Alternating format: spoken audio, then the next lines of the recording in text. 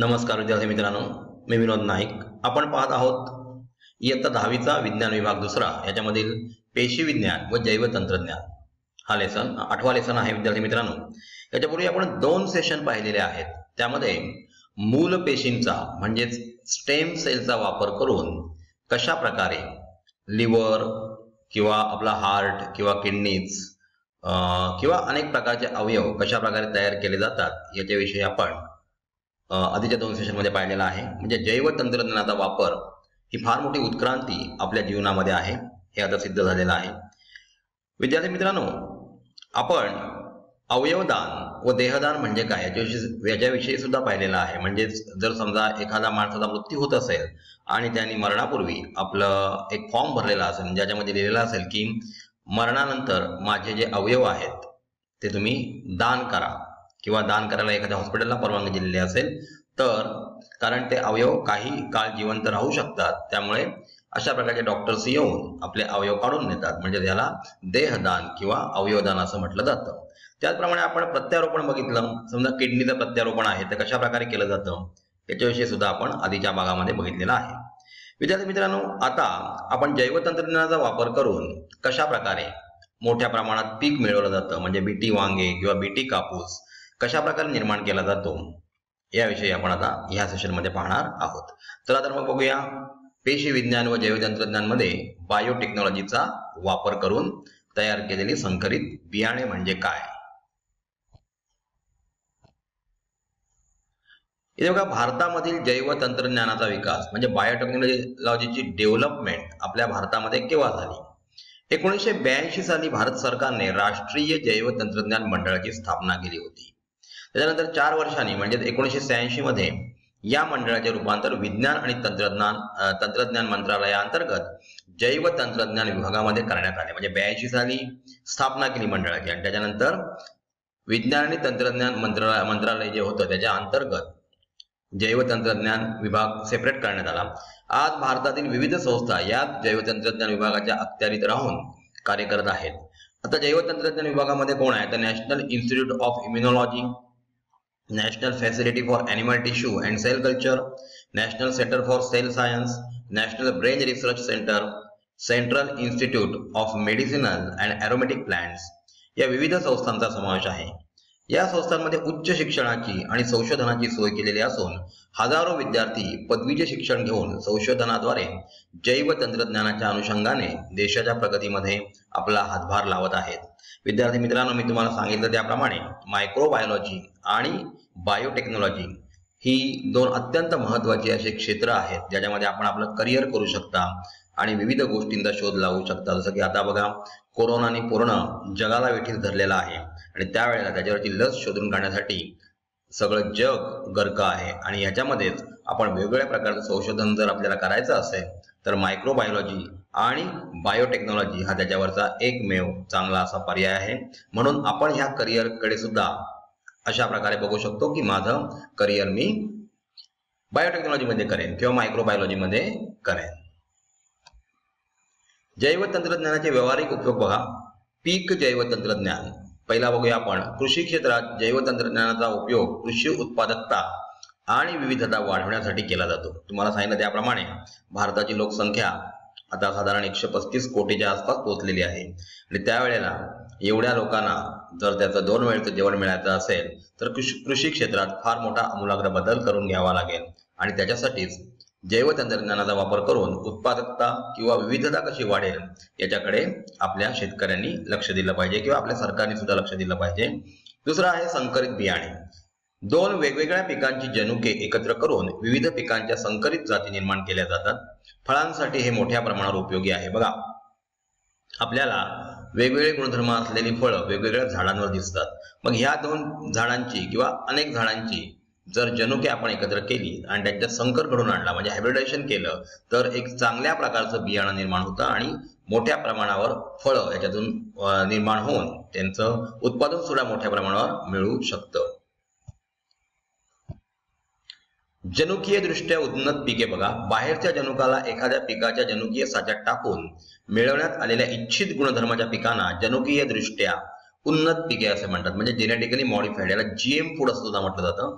लक्षात घ्या, genetically modified केलेले म्हणजे बाहेर एखादं जनुक जे आहे ते चांगलं काम करत आहे, तर दुसऱ्या एखाद्या जनुकीय साच्यात टाकून त्यांच्यामध्ये क्रॉस करून वेगळ्या प्रकारचं बियाणं आपण मिळवू शकतो. आणि ही जी पिकं आहेत जेनेटिकली मॉडिफाईड क्रॉप्स असं त्यांना म्हटलं जातं, म्हणजे जनुकीय दृष्ट्या उन्नत पिके असं त्यांचं नामकरण केलं जातं. या पद्धतीने पिकांच्या जास्त उत्पादन देणाऱ्या रोग प्रतिकारक, हे सर्वात महत्वाचं आहे की रोग प्रतिकारक म्हणजे त्याच्यावर वेळोवेळी फवारणी करण्याची गरज नाही किंवा वेळोवेळी कोणत्याही प्रकारची खतं त्याच्यावर मारण्याची गरज नाही, कारण हे ऑलरेडीच रोग प्रतिकारक आहेत, म्हणजे यांच्यावर कोणतेही इन्सेक्ट येत नाहीत. संकर घडवला जात असताना याच्या बियाणांमध्ये अशा प्रकारचे हायब्रिडायझेशन केलं जातं की जेणेकरून पीक वाढल्यानंतर त्याच्यावर कोणताही रोग येऊ नये. क्षारता प्रतिकारक म्हणजे जमीन समजा त्याच्यामध्ये समुद्राचं पाणी आलं, सलाईन वॉटर आलं, तर क्षारता वाढते आणि अशा वेळेला पिकाची नासधूस होते, आणि म्हणून त्याच्यासाठी क्षारता प्रतिकारक जर बियाणं वापरलं तर ते चांगल्या प्रकारे उत्पन्न देऊ शकतं. आणि जनुकीय उन्नत पिके जी असतात ती अशा प्रकारे क्षारता प्रतिकारक, तणनाशक प्रतिकारक पिकांच्या जाती निर्माण केले जातात. तणनाशक म्हणजे काय, तर वीड्स.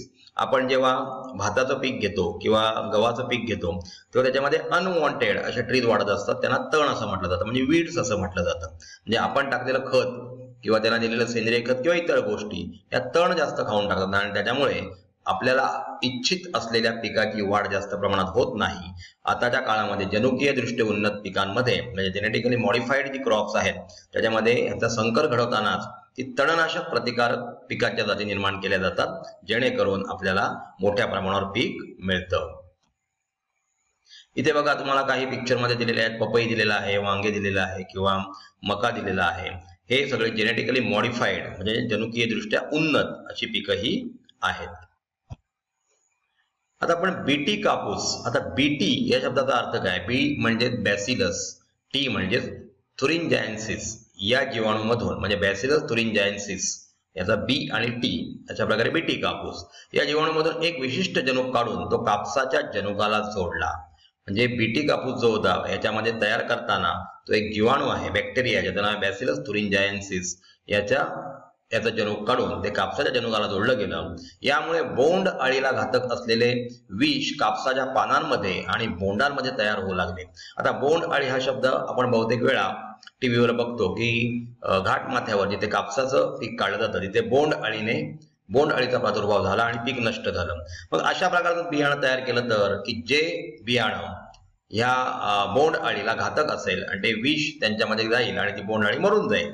बोंड अळीने कापसाची पाने खाल्ली तर हे विष तिच्या शरीरातील अन्ननलिका उद्ध्वस्त करून टाकते व त्यामुळे अळी मरते. म्हणजे ऑटोमॅटिक ही अळी मरत असते आणि म्हणून कीटकनाशक मारण्याची गरज आपल्याला नाही. म्हणजे बीटी कापूस ही एक मोठी बायोटेक्नॉलॉजीमुळे झालेली उत्क्रांती आहे. याच्यामध्ये बॅसिलस थुरिंजायन्सिस या जीवाणूचं जनुक वापरलं जातं.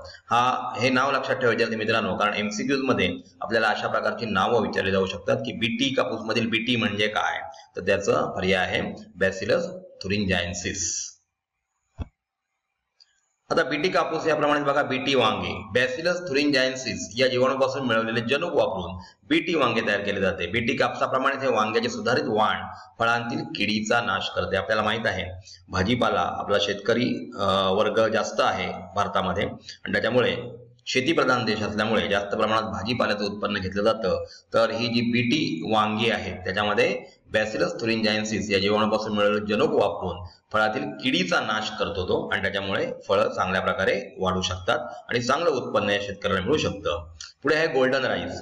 तांदळाच्या या जातीमध्ये जीवनसत्व अ निर्माण करणारे जनुक टाकण्यात आले.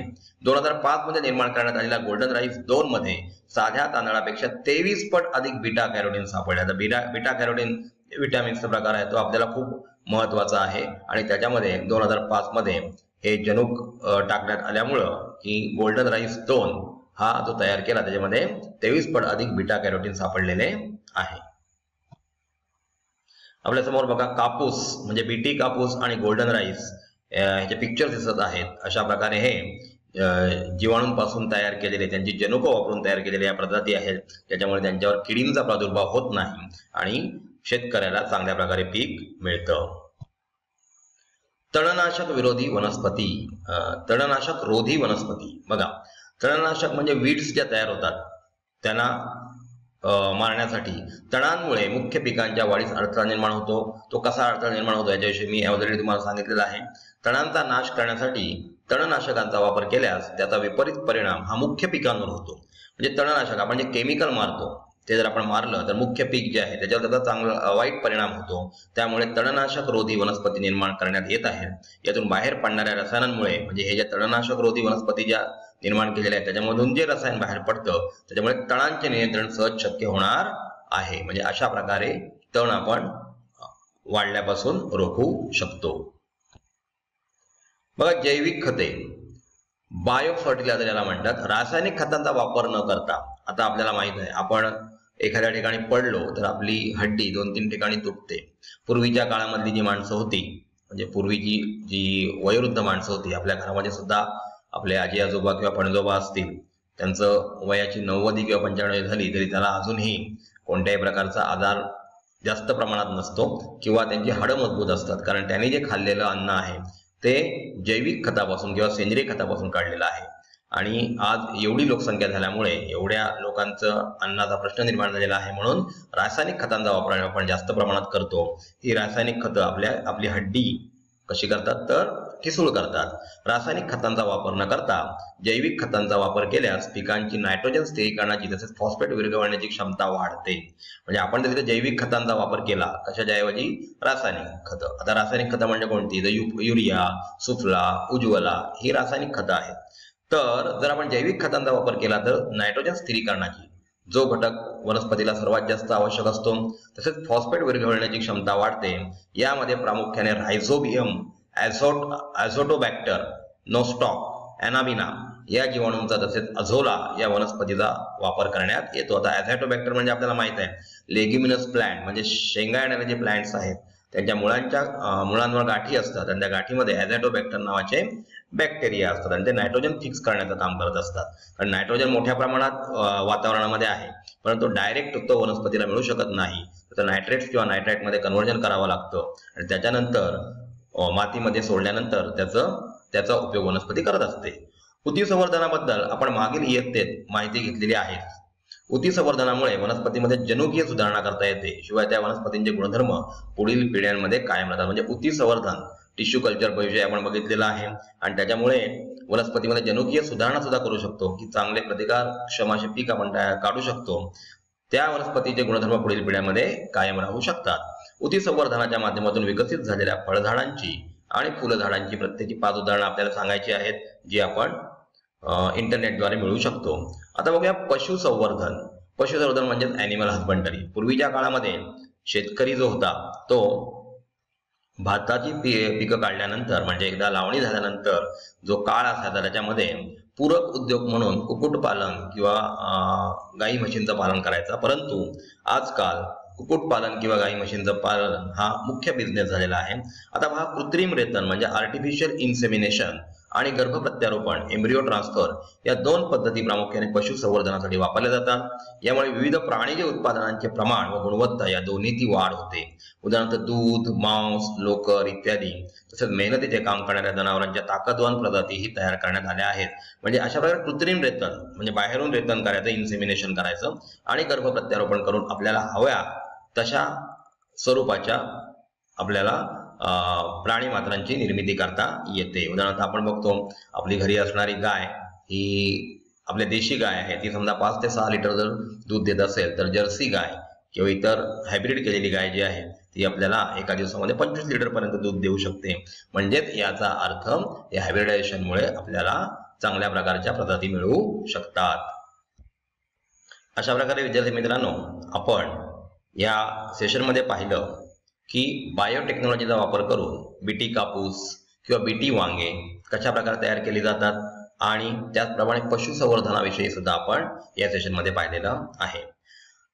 विद्यार्थी मित्रांनो, AAS विद्यालय म्हणजे एनी टाइम एनीवेअर स्कूल हे असं एक ऑनलाईन एज्युकेशन आहे की ज्याच्याद्वारे आपण 6वी ते 10वी पर्यंतचा अभ्यास अगदी घरबसल्या करू शकता.